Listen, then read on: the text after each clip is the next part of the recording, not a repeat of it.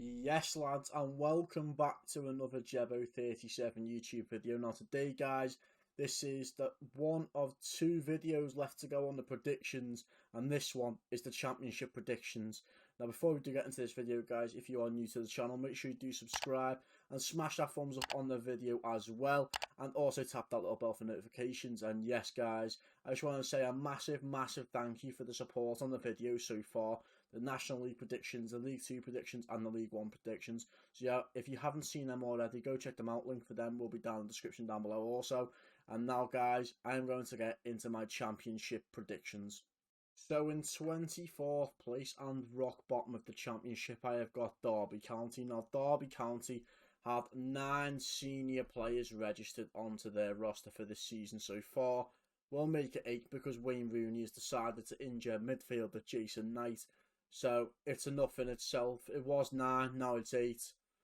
And it's also rock bottom and relegation for Derby County. So in 23rd place and also in the relegation spot, I have got Peterborough United.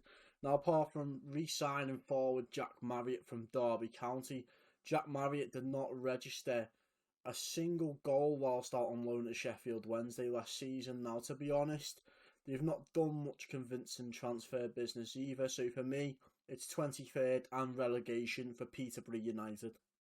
So in 22nd place, concluding the relegation places, and they are back playing at the Ricoh Arena, it is Coventry City. Now, Coventry City have not, to be honest, they don't really have much firepower at all this season, with the highest scorer being Tyler Walker, who scored 7 goals in the last campaign for Coventry City. So for me, it's 22nd, and it concludes the relegation places overall in the championship, with Coventry City taking that spot.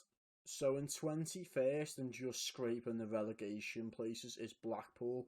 Now, the difference that separates Blackpool and Coventry in terms of finishing above the relegation places is 24-year-old striker Jerry Yates. Now, Jerry Yates scored 21 goals for Blackpool last season, and if he can adapt to the championship, he will score a lot more.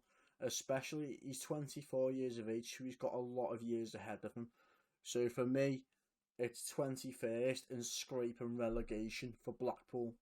So we're going to put the next two teams on screen for you now, which takes up the 20th place and 19th place. So we'll start with 20th position, in which you've got Preston North End. Now, Preston have experienced players in Scott Sinclair and Declan Rudd, who have both played in the Premier League. Obviously, Declan Rudd played with Norwich, and obviously Scott Sinclair played with like Swansea and Manchester City.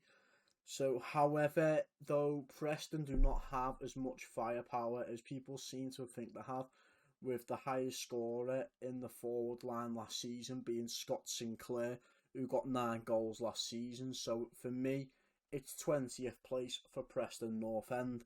Now, going on into 19th place, I've got Huddersfield Town.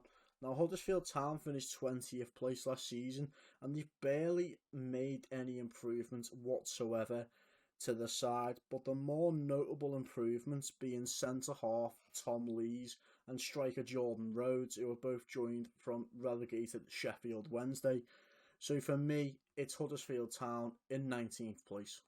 So this will be a bit of a surprise and a bit of a shock for you all, but in 18th place, I've got League 1 champions Hull City. Now, forwards Malik Wilkes, Keane Lewis Potter and Josh McGuinness have all scored 50 goals between them in the last season. Now, imagine if they could keep that form up in the championship, they'd be absolutely phenomenal. And it's just be an absolutely phenomenal forward partnership between all three of them. The only problem I see with Hull City is that they've lost centre-halves in Reece Burke and Jordy Device. So it's 18th place for Hull City. Now, we are going to put the next two teams on screen for you now, being the 17th place and the 16th place. So in 17th place, which we'll start off with, I have gone for Luton Town. Now, Luton Town have lost their strikers in James Collins to Cardiff City. And to be honest, James Collins scored 10 goals for Luton Town last season. So there's now a big question mark for who will get the goals for Luton Town this season. So for me, it's 17th for Luton Town. Now, moving on into 16th place this season, I have Bristol City. Now, Bristol City have lost a lot of players in the window, more notable being Liam Walsh to Swansea City. However, Nigel Pearson has boosted the midfield by signing Matty James from Leicester City and Andy King, who was a former Leicester City player himself, from Oud Heavily Leuven. Now, they also have Naki Wells to score the goals for them, and he scored 10 goals last season, so how much more could he score this season with the booster signings of Matty James and Andy King? So for me, it's 16th for Bristol City. So guys, we are going to stick the next 3 teams on screen for you now, being 15th, 14th and 13th place. So we'll start off in 15th place with Birmingham City. Now, it's Lee Bowyer being the manager at Birmingham City, and although they have lost players in Alan Halilovic and Mikel San Jose, they have signed Heath Chong on loan from Manchester United. Also, Birmingham have duo in Scott Hogan and Lucas Jukovic to score in the goals for Birmingham City this season. So for me, it's 15th for Birmingham City. Now moving into 14th place, and this could be a bit of a shock one, but I have Millwall. Now, Millwall are a club that are normally around the mid-table range, and to be honest, to be fair to them, they've kept the squad together, well, most of the squad together for this season, and making a few additions, and one of them being the re-signing of midfielder George Saville. So for me, it's 14th for Millwall. Now, moving into 13th place, it is Nottingham Forest. Now, after the loan spell of James Garner ended, and he did return back to Manchester United, Forest have now gone on to sign the midfielder Cafu from Olympiacos. And to be honest, Forest fans will be praying for Lewis Graban to recapture his form, as he has in recent seasons for Nottingham Forest. And so we can start banging in the goals once again. So for me, it's 13th for Nottingham Forest. So we are going to add the teams in 12th and 11th place on the screen for you now. And we're going to start off with 12th place. Now in 12th place I've got Blackburn Rovers. And to be honest, Blackburn's attack on paper is absolutely frightening. Ben Brereton, Adam Armstrong, Bradley Dack and Sam Gallagher. However, the defence is lacking a bit as they have just lost defender centre-half in Charlie Mulgrew to Dundee United. So for me, it's 12th for Blackburn Rovers. Now moving on into 11th place, I've got Stoke City. Now they've just brought in 21-year-old centre-half in Ben Wilmot from Watford. Watford did get promoted and he did play 25 league games for them. So, not to mention as well, they have also brought in Mario Vranic from Norwich City as well. However, they have lost a lot of players this season, Bruno Martins, Indy and John Obi Mikel to name a few. But for me, it's 11th for Stoke City. In 10th place this season, I have got Neil Warnock's Middlesbrough. Now, Middlesbrough have made some signings this season, one of them being forward man, Uche Piazzu. However, they have lost forwards in Britt Assombalonga and Ashley Fletcher. Ashley Fletcher, who went to Watford, of course. They were both big players for Middlesbrough when they were injury-free anyway. So, for Middlesbrough, it is a big loss, and it does sum up the reason why I've got 10th for Middlesbrough this season. So, in 9th place this season, I have got Reading. And for me, even though they have lost full-back Omar Richards to Bayern Munich, and attacking midfielder Michael Olise to Crystal Palace, they still have the striker in Lucas João, who netted 19 goals for Reading last season.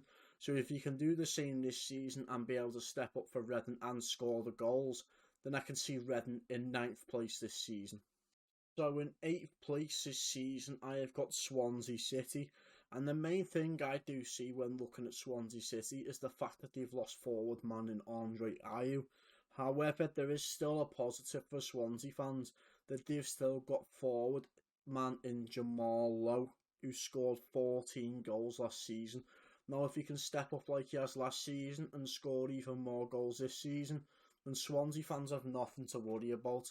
So for me, it's 8th place for Swansea City. Now in 7th place and just missing out on the playoffs, I have got Barnsley. Now Barnsley have a young squad on paper, and as they get older, they will only improve with the right development. Now, forward Manning Corley Woodrow has scored 13 goals last season, and to be honest, he could score much more goals this season, especially with the arrival of Devante Cole from Motherwell, who scored 11 goals in the Scottish Premier League last season. So for Barnsley, it's 7th and just missing out on the playoffs. So in 6th place and making the playoffs is Cardiff City. Now for me, even though they have lost players such as Joe Bennett, Junior Hoylett and Sol Bamba, to be honest, that is very crucial for Cardiff City. However, they have just signed striker James Collins from Luton Town, who scored 10 goals last season. Not to mention that they already have the Welshman in forward man Kiefer Moore, who scored 20 goals for Cardiff last season as well. So if he can do the same again, then hit Kiefer Moore and James Collins, what a strike force that will be in the Championship. So for me, it's 6th place and making the playoffs for Cardiff City. So in 5th place for me and also making it into the playoffs is Sheffield United.